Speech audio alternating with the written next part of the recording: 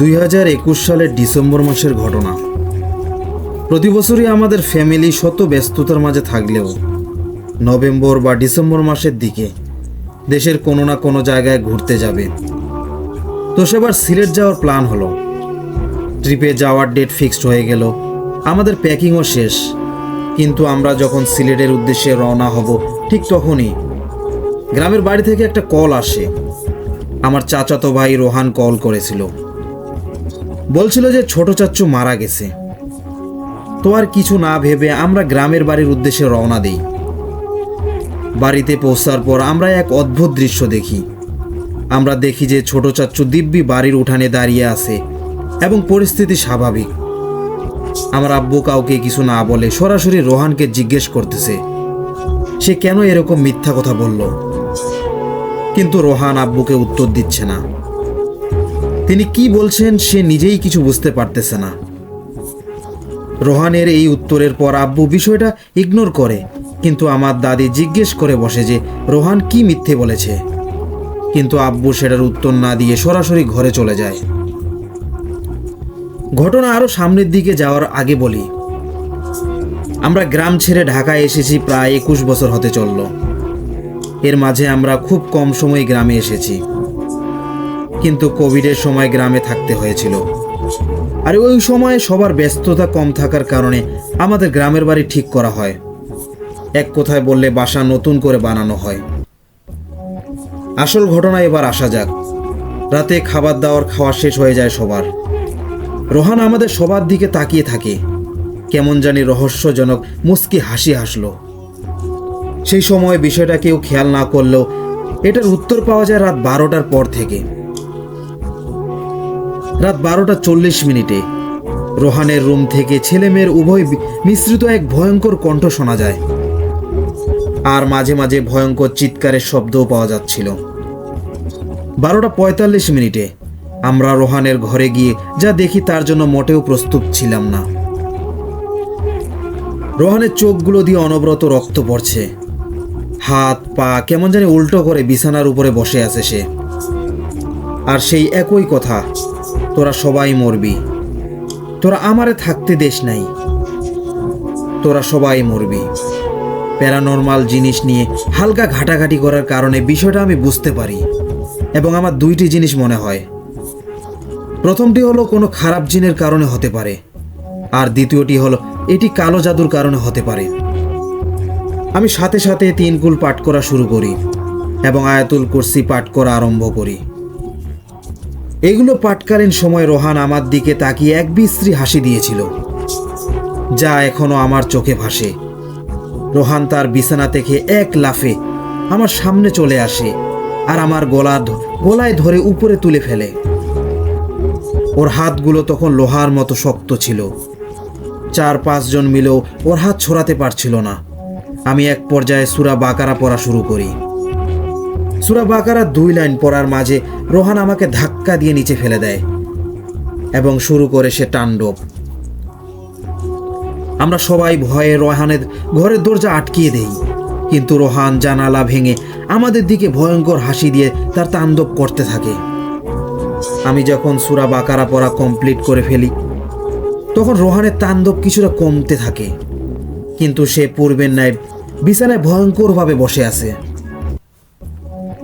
এর ঘন্টা খানিক পরে ফজরের আজান দেয় আর রোহান অজ্ঞান হয়ে যায়। ফজরের পরে আমাদের গ্রামের একজন হুজুরকে নিয়ে আসা হয়। তিনি রোহানকে আলাদা ঘরে নিয়ে যায় এবং সেখান থেকে বেরিয়ে এসে আমাদের বারান্দার সামনে যায় এবং বলে যে এখানে একটা কৃষ্ণচূড়া গাছ ছিল আর সেটা কেন কাটা হয়েছে। আমার দাদি বলে বারান্দার জন্য জায়গা বেশি লাগবে, এই চিন্তা করে গাছ কাটা হয়। সেই সময় হুজুর খেপে গিয়ে বলে যে এই গাছের বয়স কত হবে। আমার দাদি বলে সঠিক মনে নেই, কিন্তু অনেক বছর ধরে এই গাছ আছে। হুজুর বলে এই 3টা জিন থাকতো এই গাছে, তারা বহু বছর ধরে এই গাছে থাকতো, কিন্তু এই গাছ কাটার কারণে তাদের এখন এখান থেকে চলে যেতে হবে। আর এই কারণেই আপনাদের সপরিবারকে এই জিনগুলো হত্যা করতে চায়। হুজুর বলে এখন যেহেতু সব হয়েই গেছে, এটা থেকে রক্ষা পাওয়ার জন্য জিনগুলোকে বুঝাতে হবে। হুজুর রাত 11টায় আবারও আমাদের বাসায় আসলেন এবং তিনি প্রায় 2 ঘন্টা যাবত জিনদের ডাকলো, কিন্তু জিনরা আসে নাই। এরপরে হুজুর জিনদের খেপানোর জন্য, মানে বিরক্ত করার জন্য কিছু কাজ করলেন, কিছু সমস্যার জন্য, এটা বলতে পারছি না।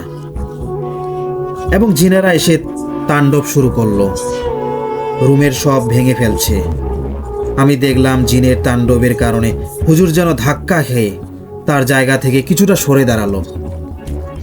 হুজুর জিনদের বোঝানোর অনেক চেষ্টা করলেন এবং এক পর্যায়ে জিনেরা চলে যেতে রাজি হলো, কিন্তু তাদেরকে 60টা ছাগল আর একটা লোম ছাড়া খাসি দিতে হবে, যেটা কোনোদিনই সম্ভব ছিল না। জিনদের আরও অনেক কিছু সময় ধরে বোঝানোর পর ওরা 3টা খাসি নিতে রাজি হয়েছে, কিন্তু প্রত্যেকটা খাসির বয়স 3 বছর হতে হবে। আর ওরা চলে যাওয়ার সময় এবং প্রমাণ রাখার উদ্দেশ্যে আমাদের বাসার সামনের কল ভেঙে চলে যাবে। ওদের ইচ্ছে মতো সব কিছু করার পর ওরা সেখান থেকে চলে যায়। কিন্তু রোহানের একটি হাত আজও কিছুটা দুর্বল, কারণ ওরা যেভাবে হাতটা বাঁকিয়েছিল সেটা রোহান ভিতরে ভিতরে সহ্য করতে পারেনি। এই ছিল আমার ঘটনা। লিসেনার্স, এবার আমরা পরের ঘটনায় চলে যাব। এই ঘটনাটি আমার বন্ধুর সাথে ঘটেছে। আমাদের গ্রামের বাড়ি জামালপুরের দেওয়ানগঞ্জ থানার কোনো এক গ্রামে। নদী কাছে হওয়ার কারণে আমাদের গ্রামে প্রতি বছরই বর্ষা মৌসুমে বন্যা হয়। ঘটনাটি ঘটে 2019 সালে। সেই সময় বর্ষাকালে আমাদের গ্রামে বড় ধরনের বন্যা হয়। ঘটনাটি আমার বন্ধু যেভাবে বলেছেন সেইভাবেই বলছি। কোনো একটি দরকারি কাজে আমাদেরকে দূরে একটা বাজারে যেতে হয়েছিল, তো আমি খুব সকালেই বাড়ি থেকে রওনা দিলাম। বন্যার কারণে চারিদিকে শুধু পানি ছিল। আমি নৌকায় করে সেই বাজারে গিয়েছিলাম। বাজারের দরকারি কাজ শেষ করতে করতে অনেক রাত হয়ে গিয়েছিল। তখন রাত 11টা বাজে। আমি চিন্তা করলাম, এত রাতে ঘাটে নৌকা পাওয়া যাবে না, তাই বাড়ি ফিরতে হলে আমাকে শর্টকাট রাস্তা দিয়ে যেতে হবে। আমি যে বাজারে গিয়েছিলাম সেই বাজারের পাশে একটা গ্রাম আছে। সেই গ্রামের রাস্তা দিয়ে গেলে খুব সহজেই বাড়ি পৌঁছানো যেতে পারত। যেই ভাবা সেই কাজ। সেই রাস্তায় কোনো যানবাহন চলাচল করতো না, তাই পায়ে হেঁটেই যাচ্ছি। জ্যোৎস্না রাত ছিল, তাই কোনো অসুবিধা হচ্ছিল না। রাস্তার 2 পাশে অথই পানি, শুধু রাস্তা শুকনো ছিল। আমি হাঁটতে হাঁটতে প্রায় আমাদের গ্রামের কাছে চলে আসলাম। শুধু সামনে একটা খাল রয়েছে, এটি পার হলেই আমাদের গ্রাম। তখন মোবাইলে তাকিয়ে দেখি রাত প্রায় 1টা, আশেপাশে কেউ নেই। গ্রামের মানুষ খাল পার হওয়ার জন্য কলা গাছ দিয়ে বুড়া বানায়। আমি খালের তীরে দেখি একটা ভুরা বাঁধা আছে, তাই সেটা নিয়ে খাল পাড়ি দেওয়ার জন্য রওনা দিলাম। জ্যোৎস্না রাতে আশপাশটা খুব সুন্দর লাগছিল। আমি ভুরা বইটা টানছি আর চারপাশের সৌন্দর্য উপভোগ করছি। হঠাৎ সামনে লক্ষ্য করলাম, দেখি আমার ভুরা একটা অবয়ব বসে আছে। আমার কলিজার পানি শুকিয়ে গেল। বুঝতে পারলাম আমি দুষ্টু জিনের পাল্লায় পড়েছি। মাথা ঠান্ডা রেখে আমি দোয়া পড়তে পড়তে এক পর্যায়ে জোরে বললাম, তুই এখান থেকে চলে যা। তারপর হাতের বইটা দিয়ে আঘাত করলাম, কিন্তু মনে হলো শূন্যে আঘাত করলাম, ওর কিছুই হলো না। এরপর দেখি সেই জিনিসটা উঠে দাঁড়িয়ে কেমন অদ্ভুত আকারে নড়তে শুরু করলো, কিন্তু ভুরা একটুও নড়ছে না। মনে হলো ওর কোনো ওজন নেই। এই অবস্থায় আমি কি করব বুঝতে পারলাম না, যেন বোবা হয়ে গেছি। আমি চিৎকার করতে চাইলাম, কিন্তু কোনো আওয়াজ বের হলো না। তারপর ওই জিনিসটা আমার উপর ঝাঁপিয়ে পড়লো, আমার সাথে ধস্তাধস্তি করতে শুরু করলো। আমি চেষ্টা করছিলাম, কিন্তু মনে হচ্ছিল যেন আমি নিজেই নিজের সাথে লড়াই করছি। এক পর্যায়ে সেই জিনিসটা আমার ওপর বমি করে দিল। প্রচণ্ড দুর্গন্ধ বের হচ্ছিল। তারপর জিনিসটি পানিতে লাফিয়ে পড়ে চলে গেল, আর আমি সেই বাজে গন্ধে সংজ্ঞায়িত হয়ে পড়লাম। সকালে নাকি আমাকে সেই ভেলায় ভাসতে দেখা যায়। খবর পেয়ে আমাকে বাড়িতে নিয়ে যাওয়া হয়। ফেরার পর আমি ঘটনার কথা কাউকে বলিনি। পরে আমাকে ভালো কবিরাজের কাছে নিয়ে যাওয়া হয়। কিছুদিন আমি কিছুই খেতে পারলাম না। যা খেয়েছি সব বমি হয়ে গেছে। ধীরে ধীরে আমি সুস্থ হয়ে উঠি। লিসেনার্স, এবার এই ঘটনাটি আমার সাথে ঘটা। আমি গাজীপুরে একটি চাকরি করতাম, সেই কারণে আমি একটা বাসা ভাড়া নিয়েছিলাম। আমার সাথে আরেকজনও ছিল। আমাদের বাসার আশেপাশে অনেক ঝোপঝাড় ছিল। একদিন অফিস থেকে এসে খাওয়া দাওয়া করে শুয়ে পড়লাম। বাইরে তখন হালকা বৃষ্টি হচ্ছিল। গভীর রাতে হঠাৎ আমার ঘুম ভেঙে গেল। রাত 3:35 বাজে, আর তখনও হালকা বৃষ্টি হচ্ছিল। আমি স্পষ্ট শুনতে পাচ্ছি কেউ যেন নুপুর পায়ে দিয়ে হাঁটছে আর ফুপিয়ে ফুপিয়ে কাঁদছে। মনে হলো সে আমার জানালার পাশে বসে কাঁদছে। খুব করুণ স্বরে সে কাঁদছিল। আমি ভেবে অবাক হলাম, এত রাতে কে এভাবে কাঁদবে? আবার নুপুরের শব্দ পেলাম। এদিকে বৃষ্টি হচ্ছে আর কেউ নুপুর পায়ে হাঁটছে ও কাঁদছে। আমি ভয়ে কাঁপতে থাকলাম। দোয়া পরে কাঁথা গায়ে দিয়ে শুয়ে রইলাম। সকালে আমার রুমমেট আমাকে জিজ্ঞেস করলো, রাতে কিছু শুনেছিলি? আমি অবাক হয়ে বললাম, হ্যাঁ শুনেছি। সে জানালো যে সেও একই জিনিস শুনেছে। তখন আমরা বুঝতে পারলাম যে এটি কোনো প্যারানর্মাল ঘটনা ছিল। এরপর আমরা সেই বাড়িটি ছেড়ে দিলাম। এই ছিল আমার ও আমার বন্ধুর ঘটনাগুলো। লিসেনার্স, এবার আমরা পরের ঘটনায় চলে যাব। এসএসসি এক্সাম শেষ করে চিল্লায় গিয়েছিলাম কিশোরগঞ্জ জেলায়। জামায়াতে ছিল মোট 17 জন ছাত্র, 3 জন মধ্যবয়সী লোক আর আমির সাহেব শারীরিকভাবে অসুস্থ থাকায় তিনি প্রায় 10 দিন পর জামায়াতে যুক্ত হন। ওনার না থাকায় অন্য একজন পুরো জামাত পরিচালনা দায়িত্ব নেন। নাম তার আবু তালহা। মেজাজ একটু খিটখিটে ছিল। আমরা 40 দিনের প্রথম 10 দিন ঢাকার 2টি মসজিদ এবং কাকরাইলে অবস্থান করি। আলহামদুলিল্লাহ সব ঠিকঠাক ছিল। এরপর ঢাকা থেকে বিকাল 5টার পর রওনা দিয়ে রাত প্রায় 1:30 দিকে কিশোরগঞ্জে একটা মার্কাজ মসজিদে উঠি। মার্কাজ মসজিদ আয়তনে বেশ বড় ছিল। এর এক পাশে ছিল ধান ক্ষেত, অপর পাশে ছিল বিশাল বড় একটা মাছের ঘের। মাছের ঘেরের পার শেষে ছিল একগোছা বাঁশঝাড়। মসজিদের আশেপাশে কোনো বাড়ি না থাকায় পরিবেশটা একেবারে থমথমে ছিল। আমাদের জামাতে যে ছাত্ররা ছিল সবাই ঢাকার ছিল, তাই গ্রামের এই পরিবেশটাকে কেউ ভয়ার্থ রূপে না নিয়ে খুব উপভোগ করছিলেন। ঘটনা শুরু হয় প্রথম রাতেই। আমরা সবাই খাওয়া দাওয়া শেষ করে ঘুমিয়ে পড়েছিলাম। রাত তখন আনুমানিক 3টা হবে। হঠাৎ পাশে থেকে খুব মায়া ভরা কান্নার আওয়াজে ঘুম ভাঙে।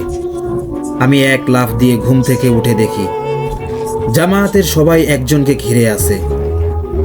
তখন আমি সেখানে যাই, তখন দেখি আর কেউ না। এইভাবে কান্না করছে জাহেদ। খুব ধীর গতিতে কান্না করতে লাগলো। তার চোখ দিয়ে তখন টপ টপ করে পানি বের হচ্ছিল। আমরা ভাবলাম পরিবার থেকে এত দূরে আসছে তাই হয়তো। সবাই যে যার সাধ্য অনুযায়ী বোঝাতে চেষ্টা করলো, কিন্তু জাহেদের এতে কোনো পরিবর্তন হয়নি। খানিকক্ষণ বাদে খেয়াল করলাম তার চেহারাতে এক চিমটি হাসি ফুটে এসেছে। এর সাথে কান্নাটাও ক্রমশই বৃদ্ধি পাচ্ছে। একসময় জাহেদ প্রচুর আর্তনাদ করতে থাকলো। সে কোনো মতেই তার হাসি কান্না মিশ্রিত সে ভয়াবহ অবস্থা থেকে বের হতে পারছে না। তখন আমরা সবাই প্রচণ্ড ভয় পেলাম, আর সবাই একটা বিষয় নিয়ে চিন্তিত, নিশ্চয় এটা প্যারানর্মাল কিছু। জাহেদের ক্লোজ 2টা বন্ধু ছিল, ওরা একসাথেই বিছানা ঘরে ঘুমিয়েছিল। ওদেরকে জিজ্ঞাসা করলাম এর অবস্থা কিভাবে এমন হলো। তারা কিছুই বলল না। অবশেষে সবার পীড়াপিড়িতে বলল সবাই যখন ঘুমিয়ে গিয়েছিল তখন জাহেদ ওর 2 বন্ধুকে বলল টয়লেটে যাবে। তারা 3 জন একসাথে বের হলো সেখান থেকে। সেখানে গিয়ে দেখলো আমির সাহেব একা টয়লেটের সামনে দাঁড়িয়ে। তখন তারা প্ল্যানিং শুরু করছিল আমির সাহেবকে ভয় দেখানোর জন্য, কিন্তু তখনই হঠাৎ করে জাহেদ হাসতে শুরু করলো। শুরুতে তারা ব্যাপারটা নর্মাল ভেবে পাত্তা দিল না, কিন্তু আপত্তি হয় তখন যখন কোনো মতেই তার হাসি থামছিল না। তখন তারা জাহেদকে মসজিদের ভিতরে নিয়ে আসে। এটা শুনে আমরা সবাই তাদের অনেক বকাঝকা করি এবং আমির সাহেবের কাছে মাফ চাইতে বলি। তারা মাফ চায়। জাহেদ তখন হাসি কান্না মিশ্রিত রূপ নিয়ে অনেক আকুতি মিনতি করে মাফ চাইতে থাকে। তখন তার অবস্থা খুবই শোচনীয় ছিল। তখন আমাদের মধ্যে বেশ কয়েকজন তাহাজ্জুদের সালাতে দাঁড়ায়। কেউ কোরআন তিলাওয়াত করে, কেউ আয়াতুল কুরসি পড়ে জাহেদকে ঝাড়ফুঁক দিতে থাকে। এতে কোনো পরিবর্তনই হয়নি। তখন আমাদের মধ্যে একজন মধ্যবয়স্ক লোক এসে সূরা ফজরের শেষ 3 আয়াত পড়ে জাহিদের শরীরে ফু দেয়। সাথে সাথে আমরা তার ভিতরে পরিবর্তন দেখি। তার সেই হাসি কান্না মিশ্রিত চেহারাটা শুধু প্রচণ্ড রেগে গিয়ে একটা রূপ নিতে থাকে। তার চোখের চাহানি যেন হিংস্র পশুর মতো হয়ে গেল। আমরা এই অবস্থা দেখে প্রচণ্ড ভয় আর আতঙ্ক নিয়ে সবাই একদিকে জড়ো হয়ে বসে রই। কিন্তু ওই লোকটা, সে তার কাজ চালিয়ে যেতে লাগলো। খানিকক্ষণ বাদে দেখলাম জাহিদ ধীরে ধীরে নর্মাল হতে লাগলো। পরে তাকে শুয়ে দেওয়া হলো। এরপর কেটে গেল 2 দিন কোনো রকমের সমস্যা ছাড়াই। বিপত্তি বাধে তখন যখন আমরা সেই মার্কাজ মসজিদ ছেড়ে অন্য একটা মসজিদে যাই। জাহিদ তখন বেশিরভাগ সময় একা একা থাকতো। তার চাহানি ছিল খুব ভয়ঙ্কর। চোখগুলো সবসময় বড় বড় করে রাখতো। কিছু জিজ্ঞাসা করলে উত্তর দিত না। আমরা তখনও কিছু শিওর করতে পারি নাই কি হচ্ছে এসব। কিন্তু একদিন দুপুরবেলা আমাদের খাবারে ছিল অনেক বড় বড় রুই মাছ। আমরা 4 জন করে একটা প্লেটে বসতাম।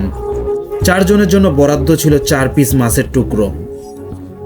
যেই না মাছ ভাত সামনে আসলো, জাহিদ হামাগুড়ি দিয়ে এর উপর পরে তার সর্বোচ্চ দিয়ে বেজায় দ্রুত মাছ ভাত কাটা সহ গিলতে লাগলো। সে প্রায় 4 জনের খাবার একাই শেষ করে দিচ্ছিল। তখন আমরা তাকে সবাই মিলে আটকাতে ধরি। তখন আমাদের আর বোঝার কিছু বাকি ছিল না ওর কি হয়েছিল। মসজিদটির স্থানীয় একজন মুসল্লির সাথে বিষয়টা শেয়ার করি। তখন তিনি শোলাকিয়ার নিকটস্থ কোনো একটা মাদ্রাসার আলেমের কথা বলেন। আমার 2টা বন্ধু জোবায়ের আর নাইমের সাথে একজন জামায়াতের মুরব্বী সাথে জায়েদকে নিয়ে সেখানে দ্রুত যাই। তারা সেখানে প্রায় 3 ঘন্টা অবস্থান করে মসজিদে ফিরে আসে। তখন দেখি জাহিদ একবারে সুস্থ এবং নর্মাল। এই দৃশ্য দেখে সবার মধ্যে তখন ভালো লাগা কাজ করে। এই ভালো লাগাটা বেশিক্ষণ আমাদের মধ্যে রইল না। যখন জোবায়েরের মুখ থেকে শুনলাম, জোবায়ের বলতে শুরু করলো, জাহিদকে হুজুর দেখে কিছু রিচুয়াল করে তার এক ছাত্রের মধ্যে জিন হাজির করে জাহিদকে জিজ্ঞাসা করলো কে সে, কোথা থেকে এসেছে, কেন এসেছে। তখন জাহিদের মুখ দিয়ে এক ভারী গলা বলতে লাগলো তার নাম ইয়াহিয়া। সে জাহিদের সাথে এসেছে সেই মার্কাজ মসজিদ থেকে। সে ওই মার্কাজ মসজিদে এসেছিল জামায়াতে বের হওয়ার উদ্দেশ্যে। তখন সে জাহিদকে বেছে নিল। তার সাথে থেকে সে তার 40 দিন পূরণ করে চলে যাবে। কিন্তু বিপত্তি আর ভয় 10 গুণ বেড়ে যায় তখন। যখন জোবায়ের বলল জাহিদের সাথে খুব খারাপ একটা জিন প্রায় 1 বছর আগে থেকেই ছিল। সে এসেছিল মোহাম্মদপুর এলাকার 3 রাস্তার মোড় থেকে। জাহিদ নাকি কোনো একদিন ওই স্থানে গিয়ে তার প্রয়োজন সারে। এতে করে জিনটার থাকার জায়গা নষ্ট হয়। সে প্রচণ্ড ক্ষিপ্ত হয় এবং জাহিদের অনেক বড় ক্ষতি করার সিদ্ধান্ত নেয়। কিন্তু পরে সে জাহিদকে অনেক পছন্দ করতে শুরু করে, কারণ সে অনেক খারাপ কাজে লিপ্ত থাকতো আর নাচ গান আর হারাম জিনিস খেত। জিনটি কাফের হওয়াতে সে জাহিদের এই কাজগুলো আরো বেশি পছন্দ করতে শুরু করলো এবং সে সিদ্ধান্ত নিল জাহিদের সাথে থেকে যাবে। কিন্তু যখন সে জামায়াতে আসলো তখন মসজিদের পরিবেশের কারণে সে তার কাছে থাকতে পারতো না। কিন্তু তার দৃষ্টি সবসময় জাহিদের দিকেই ছিল। ইয়াহিয়া জিনটি ওই দিন ওই খারাপ জিনের উপস্থিতি দেখে সে 2টি নিয়তে জাহিদের সাথে আসলো। প্রথম কারণ, সে জাহিদের শরীরে অবস্থান করে আমাদের সাথে 40 দিন চিল্লা দিবে। আর দ্বিতীয় কারণ, সে জাহিদকে ওই খারাপ জিনের কবল থেকে বাঁচাবে এবং সুস্থ করে তুলবে, অর্থাৎ চিকিৎসা দিবে। আর সেই দিন জাহিদের হাসি কান্না মিশ্রিত রূপটি এই কারণেই হয়েছিল। যখন 2টি জিনের মধ্যে পরস্পর সংঘর্ষ বাধে, এখন ওর সাথে ইয়াহিয়া জিনটি আছে। তবে কাফের জিনটি দূরে অবস্থান করছে, কিন্তু সেও চলে যায়নি। লিসেনার্স, এবার আমরা পরের ঘটনায় চলে যাব। আজ থেকে 1 বছর আগের ঘটনা। আমি তখন ক্লাস 8-এ পড়ি। আমি আমার মা বাবার সাথে গাজীপুরে থাকি। আর আমার বড় বোনের যেহেতু বিয়ে হয়েছে, তাই সে তার স্বামীর সাথেই সাভারে থাকে। আমি আমার পরীক্ষা শেষে বরাবরের মতো এবারও ঘুরতে যাই বোনের বাসায়। তো তবে আমার আপু এবার তার বাসা পরিবর্তন করে অন্য একটি ফ্ল্যাটে শিফট হয়েছে। বলে রাখি, আমার দুলাভাই আমাকে নিতে এসেছিল তার বাসায় নিয়ে যাওয়ার জন্য। আমিও বেশ খুশি ছিলাম আপুদের বাসায় যে একসাথে আপুর সাথে সময় কাটানোর জন্য। তো এভাবে মজা হইচই করে রাতে খাবার খেয়ে আমরা শুয়ে পড়ি, কিন্তু মাঝরাতে আমার হঠাৎ ঘুম ভেঙে গেল। শুনতে পেলাম ছাদে কে যেন হাতুড়ি দিয়ে ঠক ঠক বাড়ি মারছে। আপু তখনও জেগেছিল। আমি আপুকে বলি, আপু ছাদে কিসের শব্দ? আপু বলে, এটা তো আমরা প্রতিদিনই শুনি, তাই নর্মাল ব্যাপার। কিন্তু আমার তো প্রচুর ভয় করছিল, তাই আপুকে জড়িয়ে ধরে ঘুমিয়ে পড়ি। পরের দিন সকালে নাস্তা করার পর আপু বলে সে আর দুলাভাই নাকি যাবে দুলাভাইয়ের আব্বু আম্মুকে দেখতে, আমাকে অনেক জোরাজোরি করে যাওয়ার জন্য। আমাকে ছাড়া নাকি তারা কোনো মতেই যাবে না। কিন্তু আমার গত রাতেই পিরিয়ড শুরু হয়েছিল। পরে আমি আপুকে একা নিয়ে বলি, আপু তুমি তো জানোই আমার পিরিয়ডের প্রথম দিন, আমি ভালো করে উঠেই দাঁড়াতে পারি না, আর এত দূর জার্নি আমার পক্ষে অনেক কষ্টকর ব্যাপার। পরে আপু বলে, আচ্ছা সমস্যা নেই, আমরা তাড়াতাড়ি চলে আসবো তাহলে রাতের মধ্যেই, রান্না করা আছে সব, ঠিক মতো খেয়ে নিস।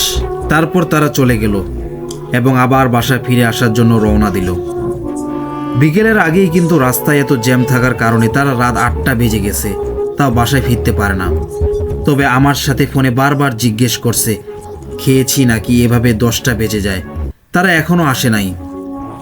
হঠাৎ আমি আবার সেই হাতুড়ি দিয়ে বাড়ি মারার ঠকঠক শব্দ শুনতে পাই। তবে এবার সেটা ছাদ থেকে নয়, বরং আমার বেলকনি থেকে আসছে। আর বলে রাখি, আমার বোনের বাসায় বেলকনির এক পাশে টয়লেট, আর শব্দটা ওইখান থেকেই আসছে। ক্রমশ শব্দটা বেড়েই চলেছে। আমি ভয় পাওয়া শুরু করলাম। তাড়াতাড়ি করে আমি ফোনে আয়াতুল কুরসি ছেড়ে দিই। ভয়ে ভয়ে কখন যে ঘুমিয়ে পড়েছি জানি না, তবে ঘুমিয়ে গেছি বললে ভুল হবে। আশেপাশে কি কি হচ্ছে সেটা দেখতে পাচ্ছি একটু একটু।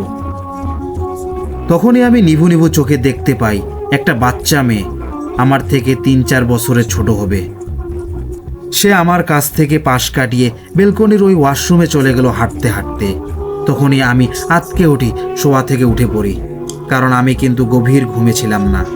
আমি ভয়ে ভয়ে তাকিয়ে আসি ওয়াশরুমের দিকে, শব্দটা তখন হচ্ছিল। পরক্ষণে আমার বোন দুলাভাই বাসায় চলে আসে। পরে আমি সব কিছু এক্সপ্লেইন করি যা যা হয়েছে আমার সাথে, এবং তারা শুনে বলে আর থাকবে না এই বাসায়। তারা পরের দিনই বাসা খুঁজে 2-1 দিনের মাঝে অন্য বাসায় শিফট হয়। তখন আগের বাসায় আমার বোনের পাশের ফ্ল্যাটে এক ভাবি থাকতো। সে আবার ওই রুমে শিফট হয় তার বাসায় পানির সমস্যার কারণে।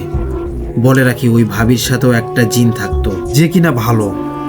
যখন ভাবি ওই রুমে শিফট হয় তখন ওই রুম থেকে বাইরে এলেই তার সাথে থাকা সেই জিনটা তাকে প্রচুর মারধর করত, আর বলতো তুই এখন যেই রুমে আসিস ওই রুমে একটা খারাপ জিন আছে যে কিনা নোংরা এবং খুব ময়লা। ওই নোংরা জিনের জন্য এই ভালো জিন তার কাছে যেতে পারে না। এসব কিছু জেনে ভাবি তখনই রুম পাল্টে ফেলে এবং এই সকল কথা আমার বোনকেও বলে। পরে আমরা ওই বাড়িওয়ালার কাছ থেকে জানতে পারি বাড়ি হওয়ার আগে এখানে নাকি একটা পুকুর ছিল, আর ওই পুকুরে একটা বাচ্চা পানিতে পড়ে মারা যায়, আর হয়তো ওই বাচ্চার ছদ্মবেশ ধরেই জিনটা বসবাস করত। লিসেনার্স, এবার আমরা পরের ঘটনায় চলে যাব।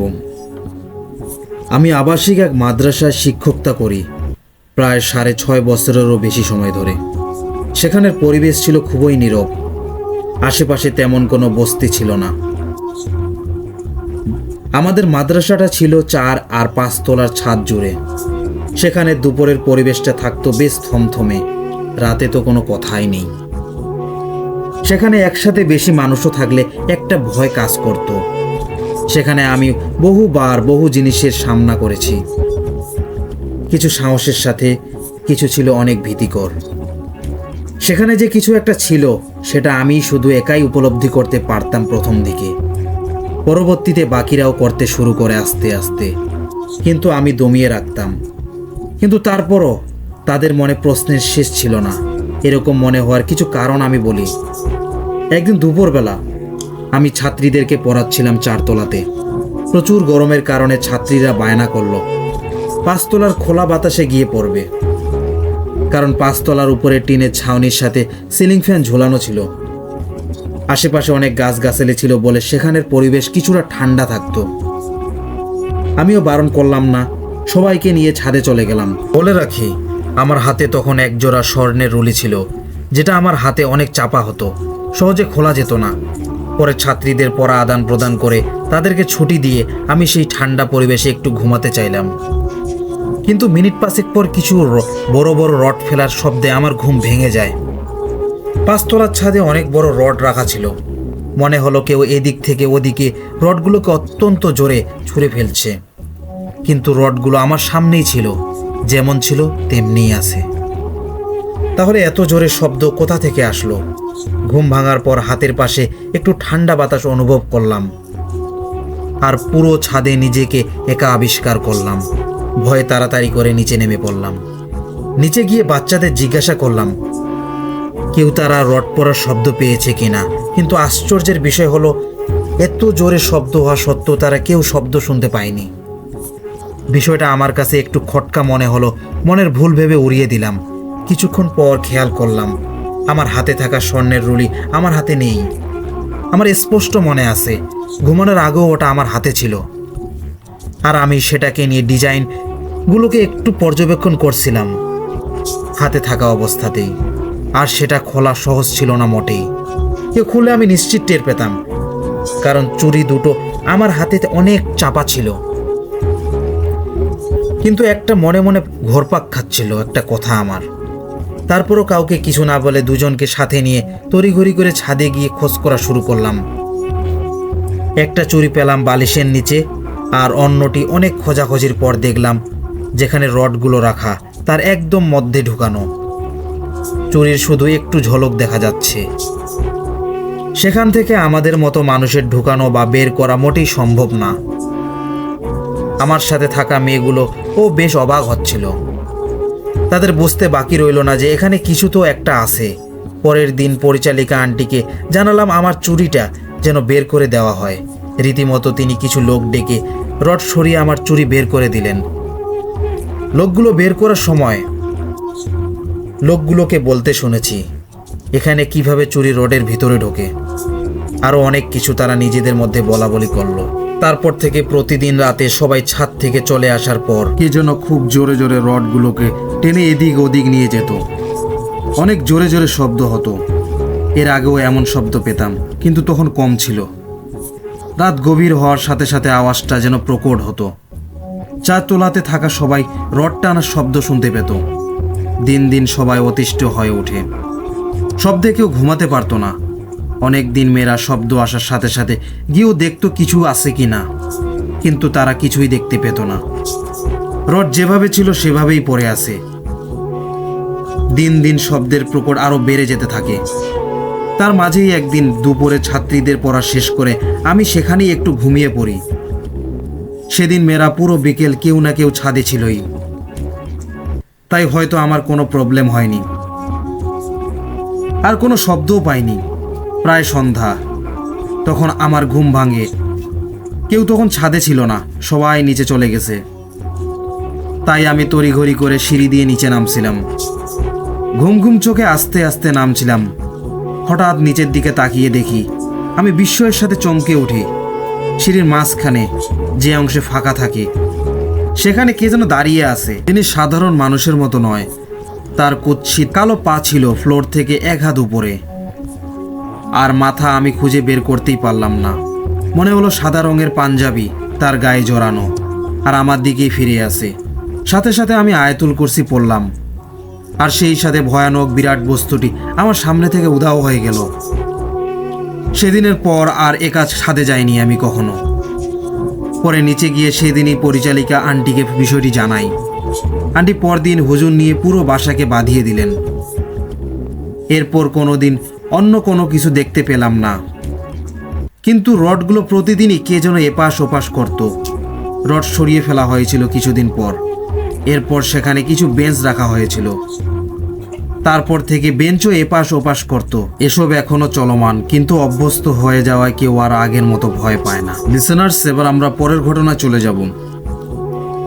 আজকে যেটা শেয়ার করব সেটা আমার এক পরিচিত ভাইয়ের সাথে ঘটা। ভাইয়ার নাম ছিল শিহাব, এটা তার ছদ্মনাম। ভাইয়া সিভিল ইঞ্জিনিয়ার। ওনার এসএসসি পর্যন্ত পড়াশোনা হচ্ছে মাদ্রাসা থেকে। এলাকার ভালো একটা মাদ্রাসাতে পড়তেন তিনি। স্টুডেন্ট হিসেবেও দুর্দান্ত ছিলেন। ওনার বোর্ড পরীক্ষায় তিনি কোনো একটা বিষয়ে একটা জায়গায় আটকে যান। ওনার পাশে বসা একজন ওনাকে সাহায্য করেন। ভাইয়া ভেবেছিল যে অন্য মাদ্রাসার ছাত্র, কিন্তু ভাইয়া কাউকে বলেনি যে উনি এটা পারছেন না। সেই লোক ভাইয়াকে সাহায্য করলো, আর বুঝলো কিভাবে, সেটাই ভাইয়াকে অবাক করে দেয়। এভাবে প্রতি পরীক্ষায় ভাইয়াকে উনি সাহায্য করত। ভাইয়া কিছু না বললেও বুঝে যেত। একদিন এসব ভাবনার মাঝেই ভাইয়া দেখলো ওনার ছায়া নেই। আসলে ভাইয়া এসব নিয়ে ভাবছিল যে ওনাকে সাহায্য করছে। বেশি কথাও বলে না। এটা কে হতে পারে? ভাইয়া কিছু বলেনি। ভাইয়া ভেবেছিল মাদ্রাসাতে এমন জিন ছাত্র থাকতেই পারে। ভাইয়ার ম্যাথ পরীক্ষায় ভাইয়া যে এক্সট্রা পেপার নিয়েছিল, সেগুলো ভাইয়া লাস্টের দিকে মেইন খাতা পিন মারতে ভুলে গিয়েছিল। কারণ খাতা সব গুছিয়ে নেওয়ার সময় কয়েকটা কাগজ নিচে পড়ে যায়, আর ভাইয়া তাড়াহুড়া করতে গিয়ে তুলতে পারেনি। সেটা অবশ্য ভাইয়া হল থেকে বেরিয়ে বুঝতে পারছে। স্বাভাবিকভাবে ভাইয়া মন খারাপ করে বাড়িতে যায়। আন্টিকে বলে যে কাগজ অ্যাড করতে পারেনি। আন্টি আবার মাদ্রাসার কয়েকজন টিচার সহ হলের দিকে যাচ্ছিল। তখন সাহায্য করা সেই লোক ভাইয়া কে বলল যে কোথায় যাচ্ছ? ভাইয়া বলল, আমার যে খাতা নিচে পড়ে গিয়েছিল সেটা আমি মেইন খাতায় অ্যাড করতে পারিনি। সে ছেলেটা ভাইয়াকে বলল যে চিন্তা করো না শিহাব, তোমার খাতা জায়গা মতোই আছে। ভাইয়া সহ সবাই অবাক। কিছুক্ষণের মাঝে সেই লোকও গায়েব হয়ে গেল। এত তাড়াতাড়ি কিভাবে হেঁটে চলে গেল বুঝতে পারল না কেউ। ভাইয়া পরে সবাইকে প্রথম দিন থেকে কি হয়েছিল সব শেয়ার করে। সবাই বুঝতে পেরেছিল যে সে একটা জিন ছাত্র ছিল। যথারীতি ভাইয়া ভালো রেজাল্টও করলো। যদি সেই কাগজগুলো মেইন খাতায় নাই থাকতো, ম্যাথে A+ থাকার কথাও ছিল না। এতটুকুই ছিল আমার ঘটনা। ভালো লাগলে শেয়ার করবেন। লিসেনার্স, এবার আমরা পরের ঘটনায় চলে যাচ্ছি। ঘটনাটি যিনি পাঠিয়েছেন তিনি নাম প্রকাশ্যে অনিচ্ছুক। তিনি যেভাবে লিখেছেন আমি সেভাবে বলার চেষ্টা করছি। ঘটনার সময়কাল 2021। আমি তখন প্রায় সময় দরিয়ার এক রেস্টুরেন্টে আড্ডা দিতাম। ফ্রেন্ডের রেস্টুরেন্ট। দেখা গেছে বিকেলে গেছি, একদম রাত 11টা থেকে 12টা পর্যন্ত সেখানে আড্ডা দিতাম তার সাথে। এমনও হতো বাসায় ফিরতে ফিরতে রাত 1টা থেকে 1:30টা বেজে যেত প্রতিদিন। আমি সাইকেল দিয়ে বাসায় ফিরতাম। ওর রেস্টুরেন্ট থেকে আমার বাসার সাইকেলে প্রায় 30 মিনিট সময় লাগতো। আমার বাসায় আসতে ওর বাসা এর সামনে দিয়ে আসা লাগতো। তো ও বাসায় চলে যেত আগে, এরপর আমি আবার আমার মতো আসতাম। এমনই একদিন, খুব সম্ভবত আগস্টের 23 থেকে 25 তারিখের মতো হবে সম্ভবত। তো সেদিন ওর রেস্টুরেন্ট অফ করতে টাইম লেগে যায় একটু। আমি রেগুলার দিনের মতো ওরে বাসা পর্যন্ত দিয়ে আসতেছি। এবার পারিপার্শ্বিক অবস্থার বর্ণনা করা যাক। আমার বাসা মাতুয়াইলের আশেপাশে। রাস্তাটা এমন যে প্রথমে সোজা রাস্তা, একটি কালভার্ট, তারপর আবার এক রাস্তা। এই কালভার্টের পর কিছু দূর সামনের রাস্তাটা এমন যে রাস্তার দুপাশে ঝিল, আশেপাশে কোনো বাড়িঘর নেই। ঝিল পার হলে হাতের ডানে 3টা দোকান, অপর সাইডে একটা চা স্টল। আবার সামনে তেমন বাড়িঘর নেই। কিছু দূর পর হাতের ডানে একটা মসজিদ, উল্টা পাশে খাল, মসজিদের পাশেই একটা গলি।